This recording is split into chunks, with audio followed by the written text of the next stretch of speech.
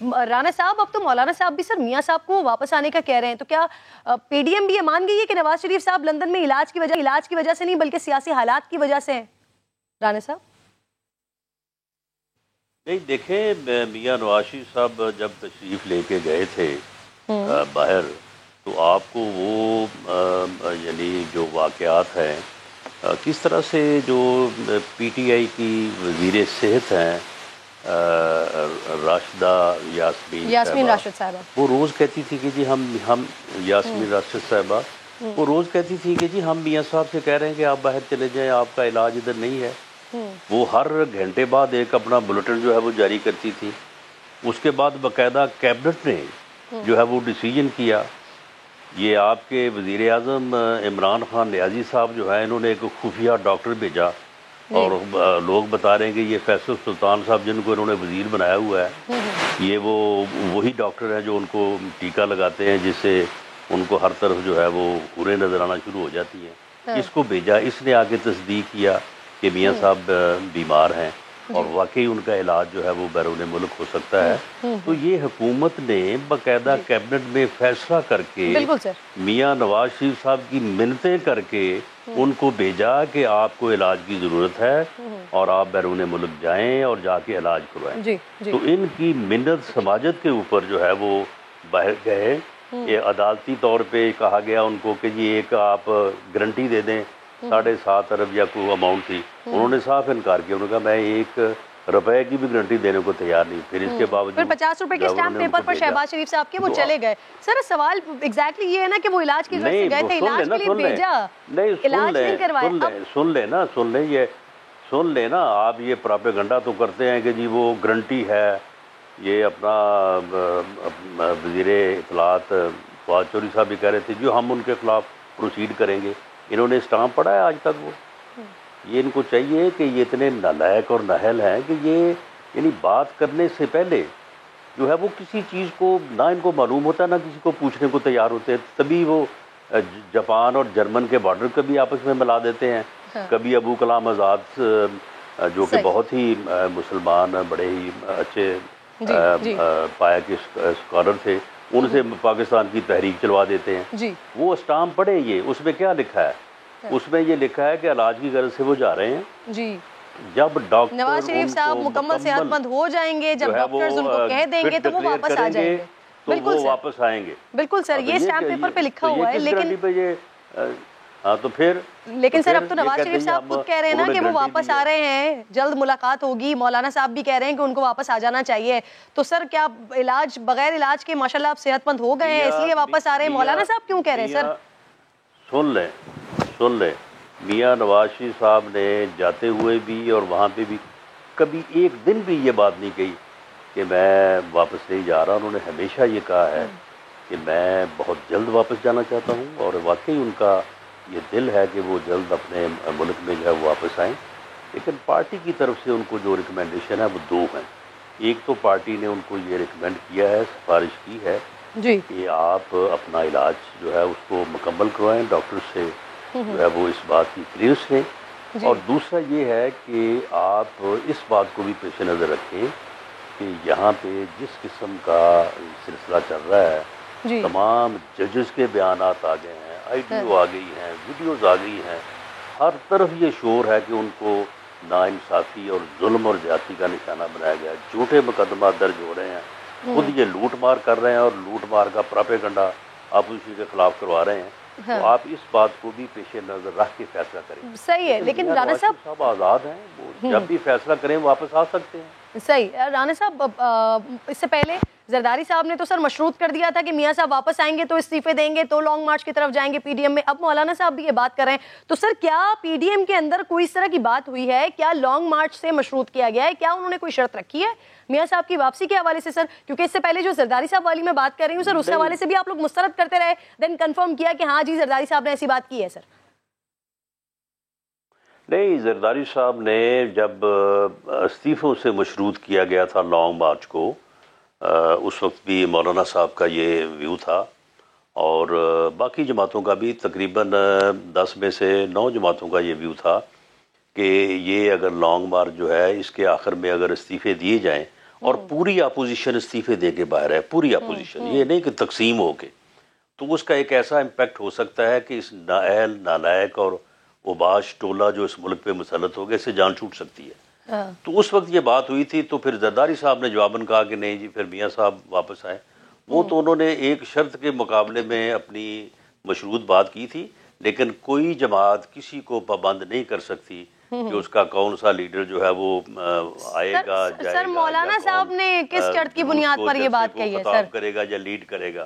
Sir मौलाना साहब ने क्यों कहा है, ये पूछ रहे हैं राना साहब। देखिए, मौलाना साहब ने अपने तौर पे ये कहा होगा, मौलाना साहब की ये ख्वाहिश होगी, हमारी भी ये ख्वाहिश है कि मियां नवाज शरीफ साहब जल्द जो है वो वापस आएँ। लेकिन ये फैसला उन्होंने करना है, जो पार्टी ने उनको रिकमेंड किया वो मैंने आपको बता दी है। अच्छा राना साहब, हुकूमत कह रही है शहबाज शरीफ ने जाली हलफनामे पर मियां साहब की वापसी की जमानत दी थी। अब वजीर आजम ने मियां साहब की वापसी के लिए अटॉर्नी जनरल को हिदायत जारी की है सर कि शहबाज शरीफ को अदालत ने बुलाया तो हिकमत अमली क्या होगी? वो मियां साहब को वापस बुलाएंगे या भाई के लिए खुद जेल जा सकते हैं? सर क्या सोच रही है मुस्लिम लीग नून? देखिए, ये असल में जो है ना, ये एक फ्रॉडियों और झूठों का ग्रोह है। मुल्क की बदकिस्मती के मुसलत हो गया है या किसी ने करवा दिया है।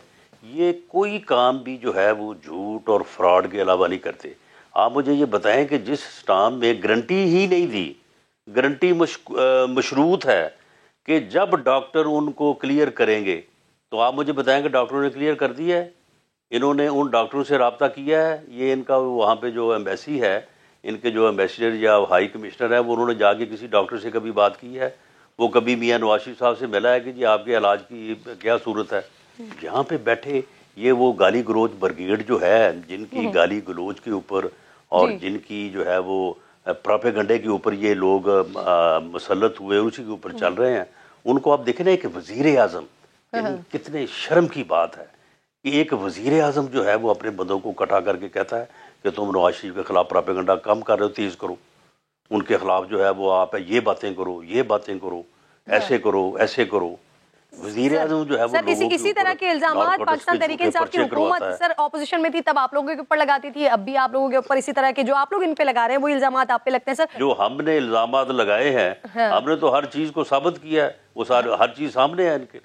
यानी अब ये जो अपना जो है ये खाद में इनकी एटीएम ने ये करोड़ों रुपया कमाया नहीं है इन दिनों में। राना साहब आपके ही काफी सारे लोग मार्च और अप्रैल की डेट्स भी दे रहे हैं, तो क्या डेट्स उन तारीखों तक नवाज शरीफ साहब बेहतर हो जाएंगे? अल्लाह ताला सेहत दे सर उनको। एक और इशू की तरफ, क्योंकि फर्रुख ने ये बात की है तो मैं इसी हवाले से आपसे पूछना चाह रही हूँ राना साहब, फर्रुख साहब ये दावा कर रहे हैं कि स्क्रूटनी के दौरान मुस्लिम लीग नून के 9 खुफिया अकाउंट्स पकड़े गए सर, रसीदें नहीं पेश कर सके आप लोग।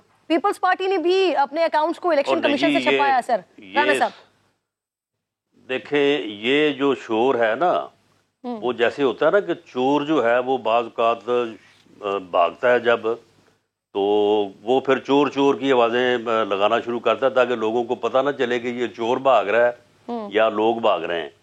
ये जो है ये पकड़े गए हैं इनके अकाउंट्स, इनकी फॉरेन फंडिंग, इन्होंने बड़ा फ्रॉड किया है लोगों के नाम पे, ह्यूमैनिटी के नाम के ऊपर पैसा इकट्ठा करके अब इन्होंने अवाम को लूटा है इसी तरह से कि जी हमारे फलां अदारे को फंड, हमारे फलां अदारे को फंड।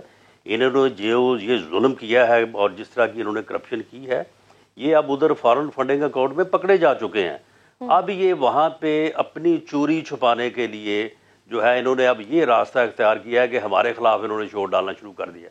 वो पहले अपना हिसाब दो, अपना फैसला करवाओ, उसके बाद इस तरफ आओ। वो सब इनका फ्रॉड है, झूठ है, उसमें कोई सब्सटेंस नहीं है। और वहां पे जब भी ये फैसला हुआ, ये मैं आपको बता सर राना साहब आप लोगों की जानिब से सर कहा जाता है कि वजीर आजम साहब का, इमरान खान साहब का कोई जरिया माश नहीं है सर, लेकिन FBI ने सर इसी अरकान पार्लियामेंट की साल 2019 की टैक्स डायरेक्टरी जारी की है, जिसके मुताबिक सर वजीर आजम इमरान खान साहब ने 98.5 लाख रुपए का टैक्स दिया है सर। अब अगर मैं आसिफ अली जरदारी के आपको टैक्स डिटेल बताऊं, उन्होंने 22 लाख दिए हैं, बिलावल ने 5 लाख दिए हैं, शहबाज शरीफ साहब ने 82 लाख से जायद का टैक्स अदा किया है सर।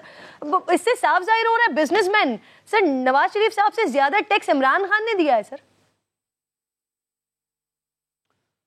देखिए, बात यह है कि मैं तो खुद इस बात का गवाह हूं, इसलिए मैं और किसी की बात क्यों मानूं। वजीर आजम जो कि हमारे लीडर ऑफ द हाउस भी हैं, मैं वहाँ पे मौजूद था। फर्रुख साहब भी मेरा ख्याल है कि उस दिन वहाँ पे मौजूद थे। उन्होंने खुद कहा कि मैं बहुत बड़ा मांगत हूँ, मैंने ज़िंदगी में मांगने के अलावा कुछ किया ही नहीं है, मेरा यही कारोबार है और मैं सिर्फ और सिर्फ मांगता हूँ। बल्कि ये भी कहा कि मुझे मांगते हुए कभी शर्म नहीं आती। अच्छा। तो मैं फिर उनका बिजनेस जब उन्होंने कोई नहीं बताया तो मैं उनका कौन सा बिजनेस ढूंढता फिरूं जी। यही उनका बिजनेस है और इस बिजनेस में से अगर वो टैक्स देते हैं तो चलो बड़ी अच्छी बात है, दें टैक्स।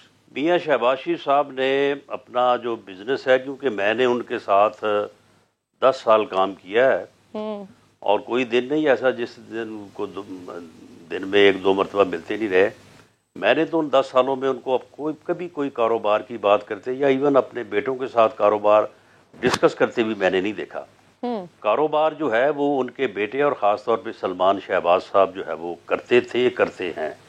मियाँ साहब के नाम कोई जायदाद जो है, आप देखें मियाँ साहबान या शरीफ फैमिली वो फैमिली है जो सन 1971 में जिनके अरबों के एसेट्स थे, जो करोड़ों रुपया जो है वो उस वक्त टैक्स देते थे।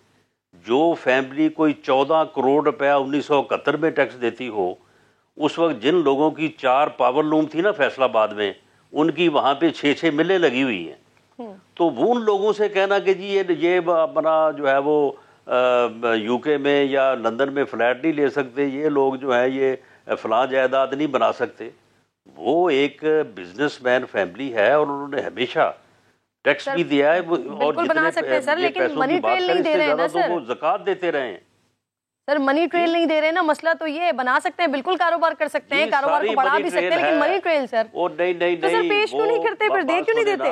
बाबा सुन लेना जी सर। सारी मनी ट्रेल है वो सिर्फ बाबा रहमता जो है ना, बाबे रहमते का जो घटिया किरदार था, जिस तरह से उन्होंने जजेस को जो है वो प्रेशराइज किया। उन्होंने अपने फैसलों में लिखा है जजेस ने कि ना कोई सबूत है ना कोई करप्शन है, लेकिन हमें मजबूर किया जा रहा है कि 14-14 साल सजा दो।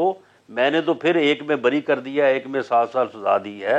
और ये सारी चीज़ें जो हैं ये जो है ये हाई कोर्ट के जजेस के बयानों से साबित हुई हैं, ये जजेस के उधर की वीडियोज और ऑडियो से साबित हुई हैं। ये बाबा रहमता खुद कहता है, मुझे पकड़ा गया है।